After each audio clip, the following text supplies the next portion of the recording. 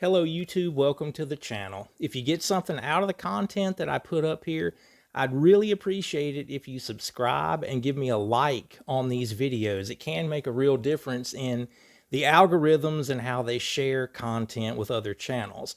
Also, if you're interested in some one-on-one Skype sessions, you'll find a good email on me in the description of every video I put up.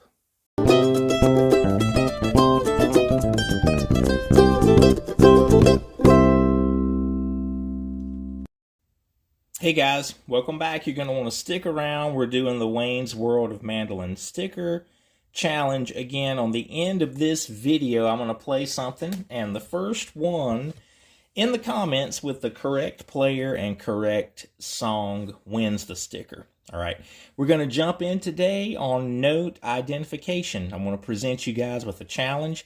This is the third time that I've talked about this on the channel, and it feels like it should be even more because we have an epidemic of people that don't know the frets on, or don't know the notes on the fretboard.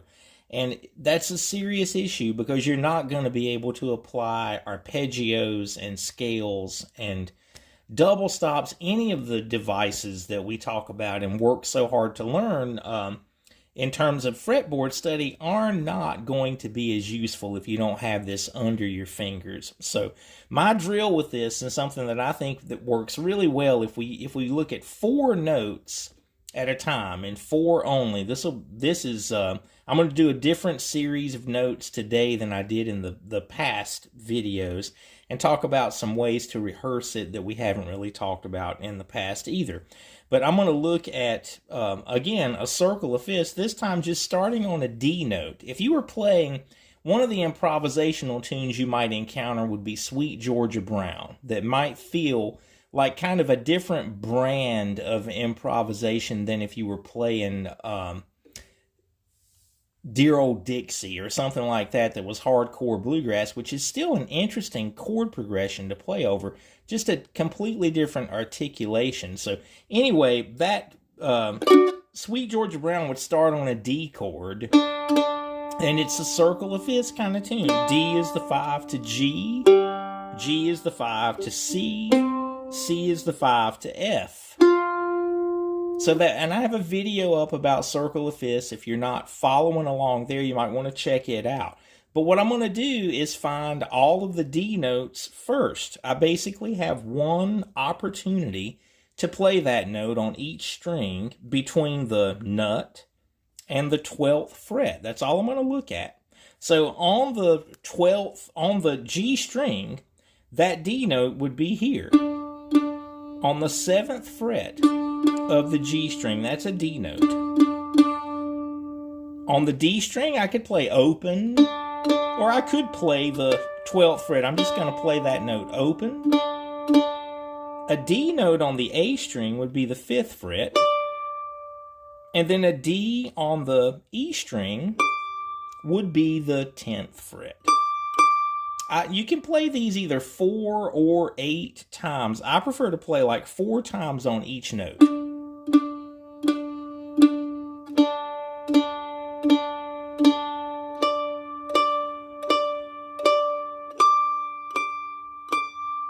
I'm just playing all down with my right hand. You could alternate pick direction. You could tremolo each note. You could make it a right hand exercise at the same time.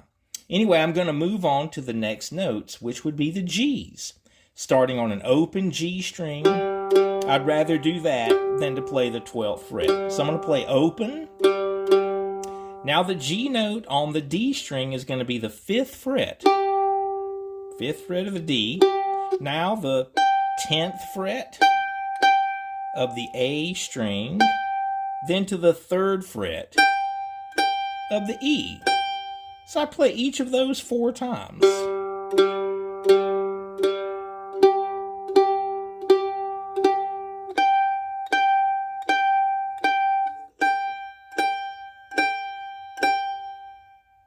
Now on to the C notes. On the top string, on the G string, that's going to be 5th fret. On the D string, it's the 10th fret. A string, it's the 3rd fret. E string, it's the 8th fret. Those are my C notes. Each one of those 4 times.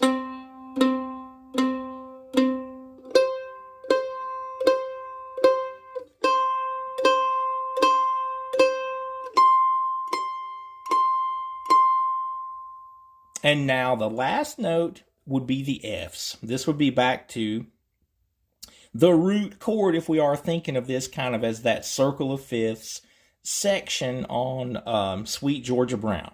Anyway, F notes, 10th fret of the top string. Before we move on from there, a lot of times this can be the area of the fretboard where people really lose it on note identification. Always remember that you can start at the 12th fret and calculate backwards. Like, I know that's a G note. That's the 12th fret, so everything repeats right there.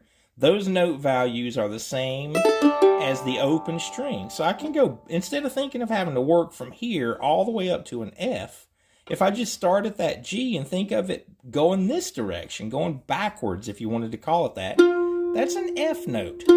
And hopefully, just by thinking about it and talking about it, is listening to me talk about that, the 10th fret of the G string, that's an F note. You have a fret marker, that's what the inlay pattern on your mandolin is for. You know, you use that as a point of reference for all of these notes. So anyway, it's the 10th fret on the G string, that's our F note. Then we would have 3rd fret on the D, and then 8th fret on the A string, and then 1st fret on the E string. Okay, so I'm going to put all 4 of those notes in a row and play them across the fretboard like that. This time with a drum loop. I'm going to get that running and hit those 4 notes starting on the D. This is the challenge that you should take yourself through. So all the Ds, all the Gs, Cs, and then Fs. Starting here, 7th fret, top string, that's our first D note.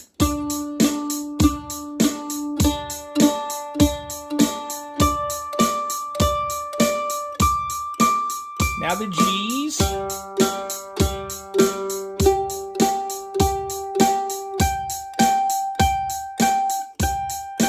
Now the Cs.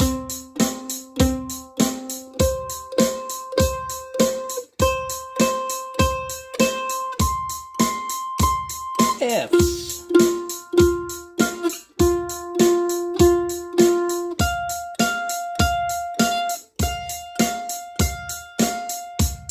So there we have it, a nice run through of those 4 notes.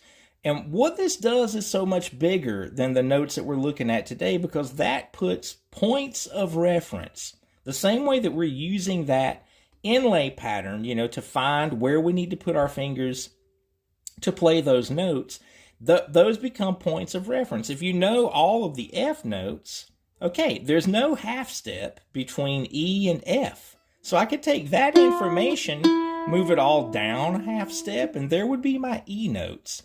But anyway, that's your challenge. You know, and you could take this all the way through a circle of fifths, from beginning to end, and try to not make a mistake on any of the notes, or start on A and then just go to B flat, B, C, C sharp, straight through a chromatic scale. That kind of challenge, like with your drum loop or whatever, excellent thing to specifically work on note identification. So I hope you guys will do this, and we're going to follow it up with, you know, I think you guys already know the importance and all the reasons why that we need to do this. So take it seriously. All right, so now for the sticker challenge. This is a classic part of it, one of my favorite arrangements on the front of a bluegrass tune. I'm looking for who played it and the song that it was, and the line goes like this.